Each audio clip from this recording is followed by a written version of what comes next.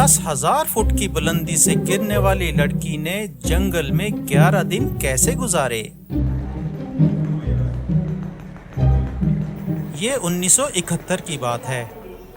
17 साला जूलियन कैपकी अपनी वालदा के साथ एयरपोर्ट पर जहाज़ में सवार होने का इंतज़ार कर रही थी। फ़्लाइट 7 घंटे लेट थी और सबको इस बात पर गुस्सा आ रहा था क्योंकि क्रिसमस की शाम थी और हर कोई अपने घर जल्दी से पहुंचना चाहता था। जूलियन भी अपनी मां के साथ अपने वालिद से मिलने जाना चाहती थी, जो जनूबी अमेरिका के मुल्क पेरू में वाक़या अमेज़न रेन फॉरेस्ट के एक रिसर्च सेंटर में काम करते थे। इससे पहले जूलियन अपने वालिद के पास 1.5 साल गुजार चुकी थी, इसलिए उसे अमेज़न के रेन फॉरेस्ट के बारे में पहले ही से बहुत सी बातें मालूम थीं। जब जहाज़ ने उड़ान भरी तो सब खुशगपियों में मसरूफ़ थे। ये एयरलाइन लेंजा की फ़्लाइट थी, जो माजी में 2 हादसात की वजह से बदनाम हो चुकी थी।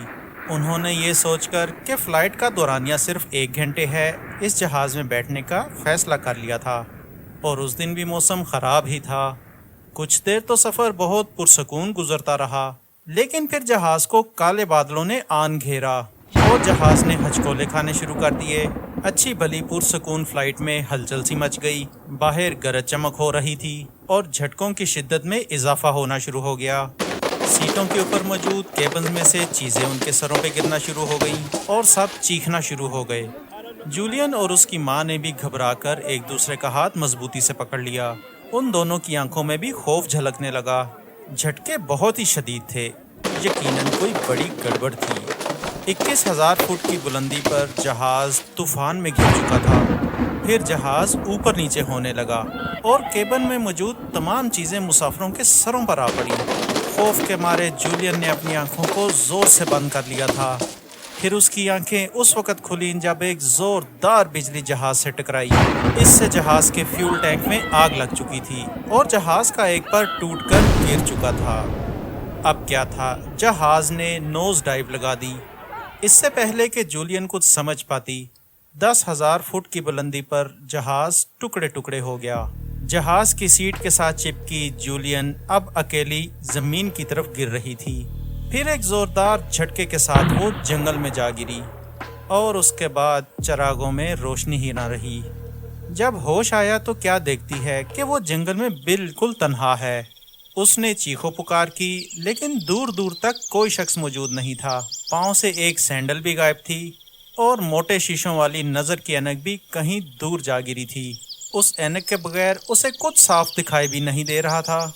जब जहाज़ की सीट छोड़कर उसने उठने की कोशिश की तो उसे मालूम हुआ कि उसकी बोन कॉलर टूट चुकी है और टांगों पे भी बहुत से जख्म हैं, लेकिन वो फिर भी खड़े होने में कामयाब हो गई। ये बात नाकाबिले यकीन थी और किसी मोजज़े से कम नहीं थी कि वो इस क्रैश में जिंदा कैसे बच गई। जहाज़ के बाकी मुसाफिर और उसकी माँ कहाँ थे, उसे कुछ मालूम न था। अगले 24 घंटे वो कभी होश में आती तो कभी बेहोश हो जाती।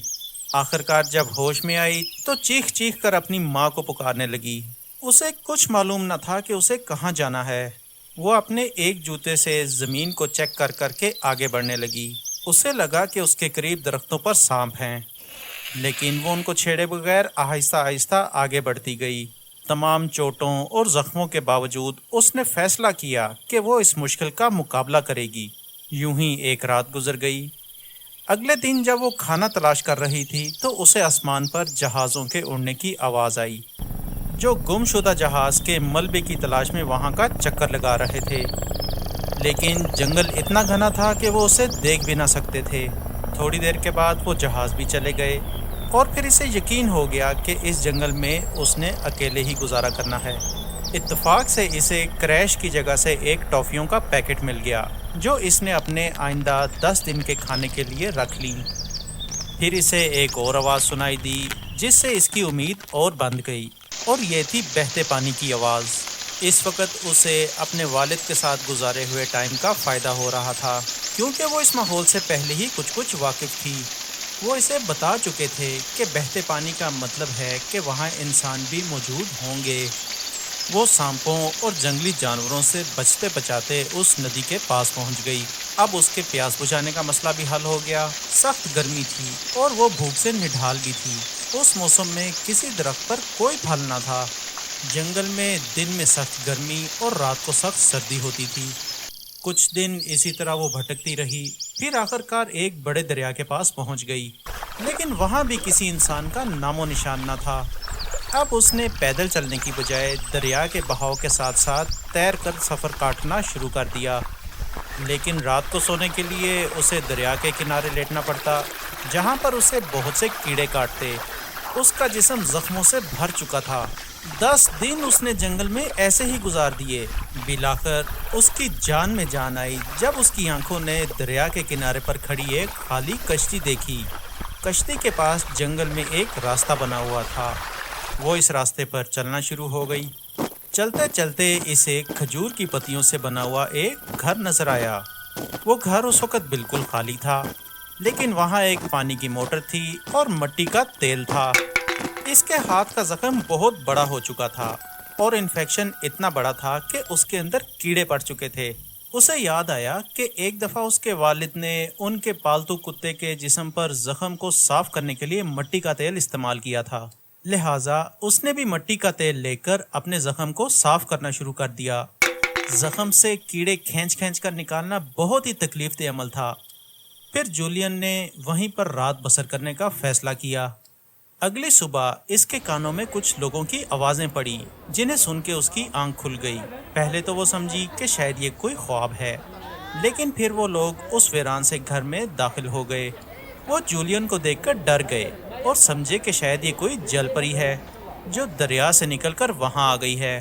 پھر جولین نے اسپینش میں انہیں سمجھایا کہ وہ کون ہے اور اس کے ساتھ کیا سانحہ پیش آیا ہے۔ یہ سن کر انہوں نے اس کی مرہم پٹی کی اور اسے کھانے پینے کو چیزیں لا کر دیں۔ اگلی صبح وہ اسے کشتی میں بٹھا کر ایک قریبی اسٹیشن پر لے گئے، جہاں اس کا باقاعدہ طبی معائنہ کیا گیا۔ جلد ہی اس کے والد بھی وہاں پہنچ گئے۔ دونوں ہی سکتے میں تھے اور خاموشی سے دیر تک ایک دوسرے کو دیکھتے رہے۔ اسے بتایا گیا کہ جہاز سے گرنے کے بعد اس کی ماں بھی کچھ دن زندہ رہی، لیکن تنہا جنگل میں زخموں اور بھوک کی وجہ سے زندگی سے ہاتھ دھو بیٹھی۔ تو ناظرین، یہ تھا ایک سچا واقعہ۔ امید ہے آپ کو پسند آیا ہوگا۔ کمنٹس میں ہمیں اپنے تاثرات سے ضرور آگاہ کریں۔ ویڈیو کو لائک کر دیں اور ہمارے چینل کی دیگر ویڈیوز دیکھنے کے لیے رائٹ یا لیفٹ کا بٹن دبا دیں۔ شکریہ۔ اللہ حافظ۔